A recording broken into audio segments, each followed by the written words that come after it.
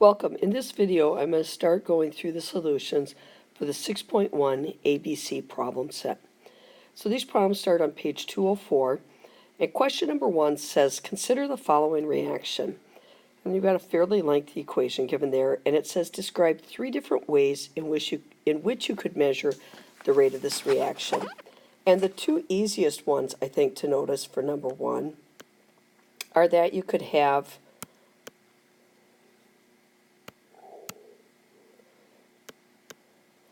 a change in gas because there's a gas being produced on the product side. So you could measure the increase in the volume of gas,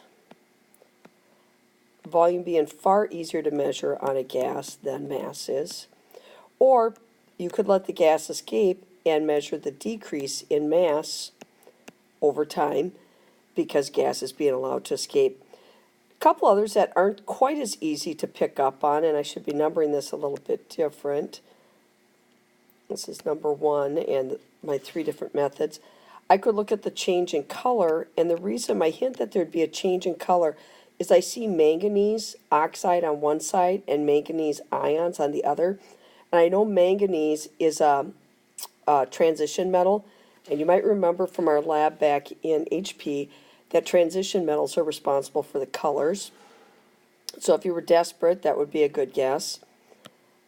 And then there'll also be a change in conductivity, because if you take a look at each side of the equation, there's ions on each side, but on the reactant side, there are 2 plus 5 plus 16. So there's a total of 23 ions on the reactant side, but on the product side, we're down to just 2 ions. So the change in conductivity would be to decrease. The change in color, you may or may not get away with knowing what the color change is. But again, that would be your last resort, so I would not worry about color changes. There's always enough other options to look at. Question number 2 says, which units are used to express the rate of reaction? Well, if you remember that a reaction is the change in concentration over the change in time, and you remember that concentration is given as moles per liter, and then your time could be seconds or minutes. Then as you look at your choices, the only one that makes sense is C, moles per liter per time. So C would be your best choice for number 2. Number 3, the reaction between calcium carbonate and hydrochloric acid is carried out in an open flask. Measurements are made to determine the rate of reaction. And you're given the reaction there.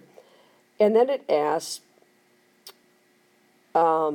suggest 3 different types of data that could be collected to measure the rate of this reaction.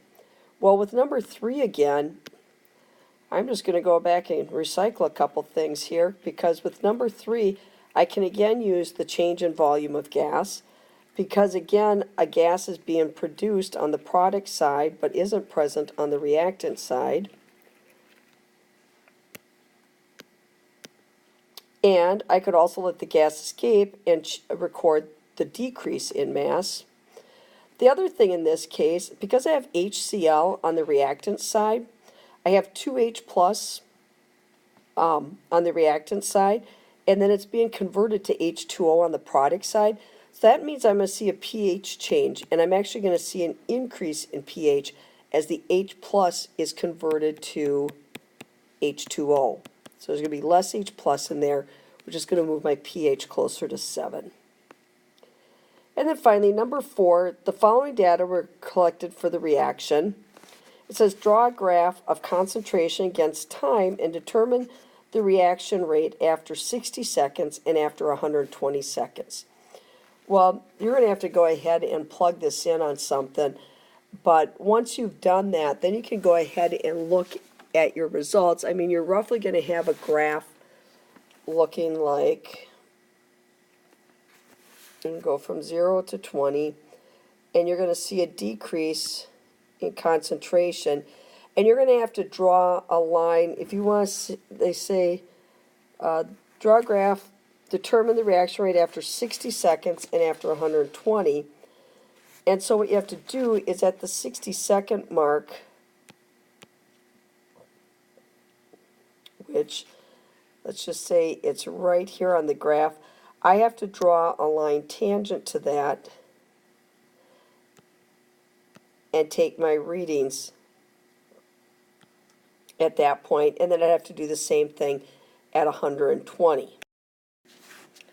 And if you actually graph this out, you end up with a change in concentration of, I looked over a 48-second interval.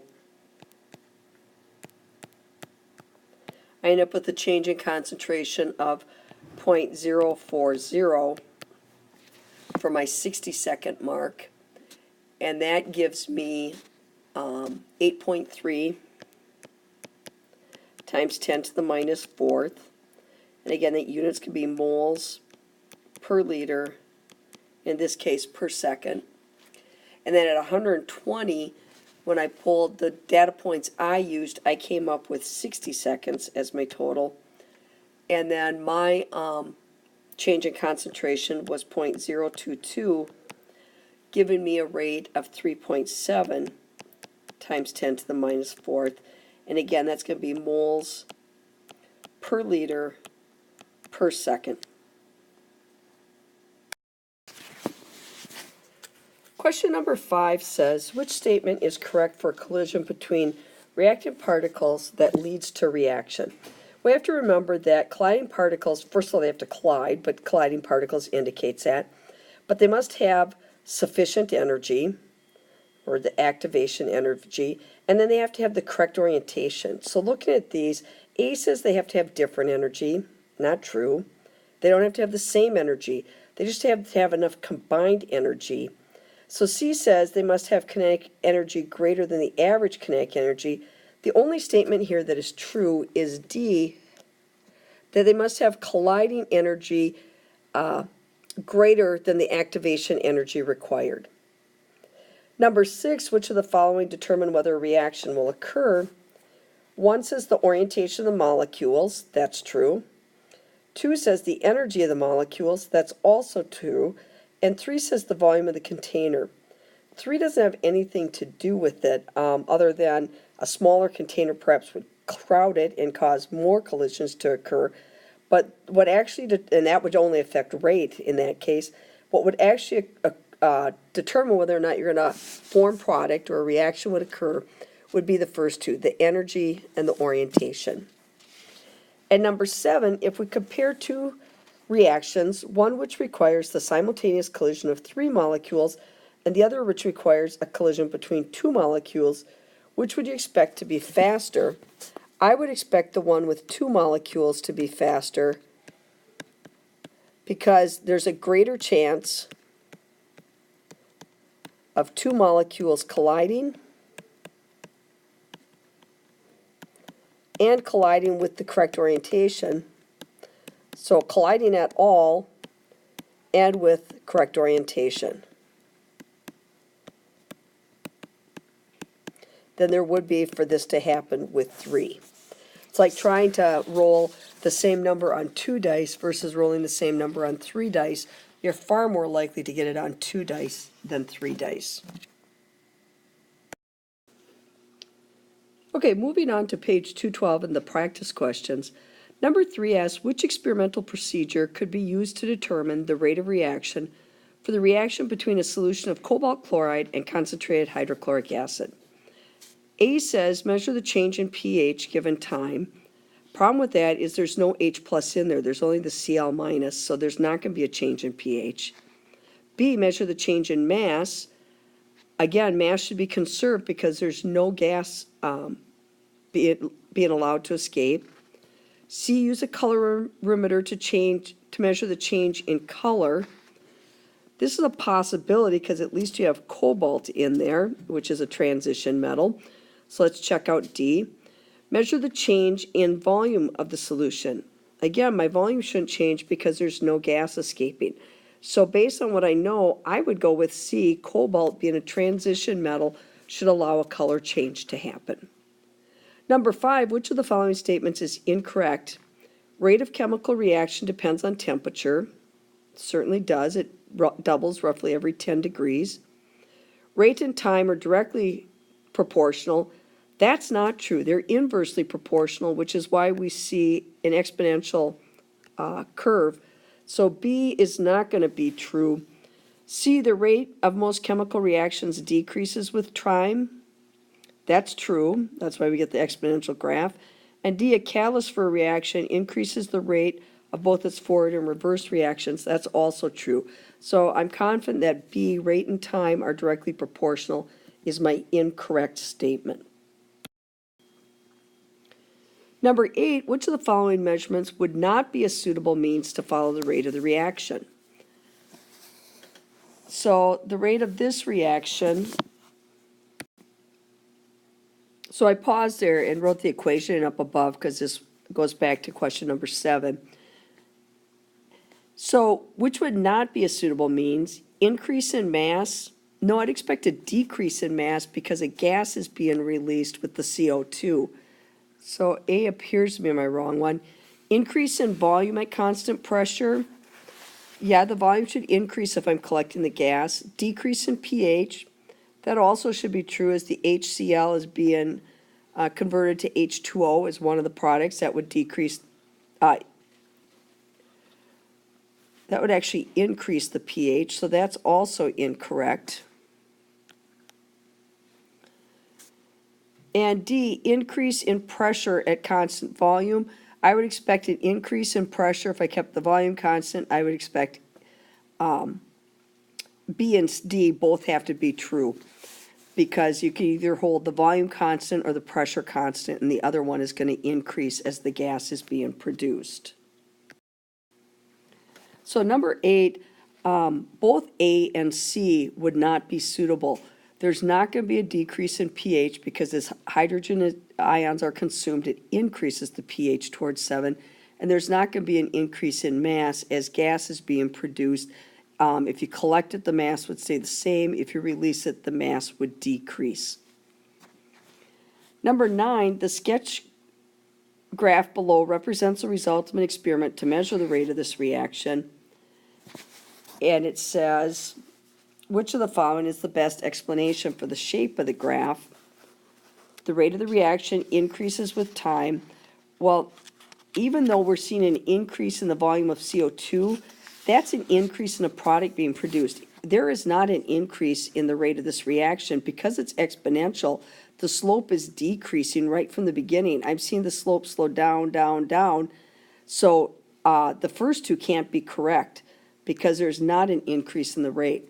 So it's really either C or D. The rate of the reaction decreases because the acid becomes more dilute, or it decreases because calcium carbonate pieces have become smaller. Well, smaller pieces would expose more surface area. It is decreasing because of the dilute acid.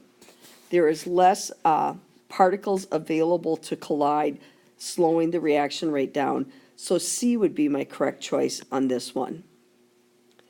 And then finally, number 10, collision theory states that collisions between reactant molecules do not always lead to the formation of product, which best explains this. The reactant molecules are at too low a concentration. That would slow your rate down, but there would still be successful collisions. You'd still have product being made. Reaction is at equilibrium. No, again, you're still having product made. It's just now that the reverse reaction is going just as quickly. Needs a catalyst. Again, a catalyst just means it would be very slow, but it would still be occurring. D, the reactant molecules do not have a sufficient energy. D would be my correct choice here. You have to have energy equal to or greater than the activation energy along with the correct orientation. And number 13, which of the following units could not be used to express the rate of reaction? You can express your mass in grams or moles. You can express your volume in decimeters cubed or centimeters cubed. Your time could be seconds, minutes, hours, days.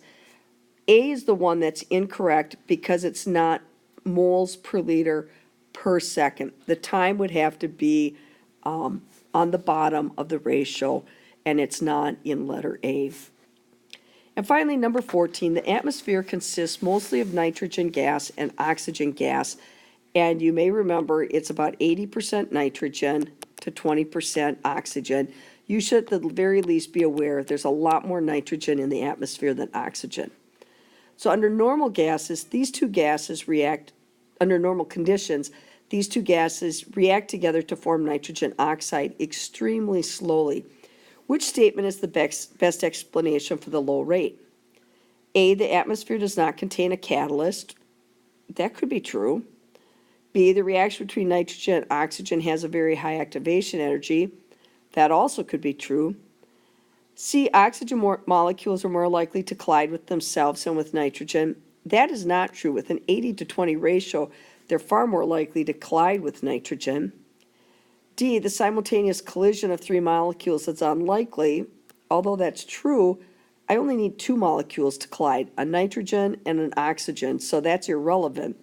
So then it's a matter of which is the better choice, the lack of a catalyst or the high activation energy. My best choice is the high activation energy. The high activation energy is what would make a catalyst desirable. So B is my best choice, although A has some validity.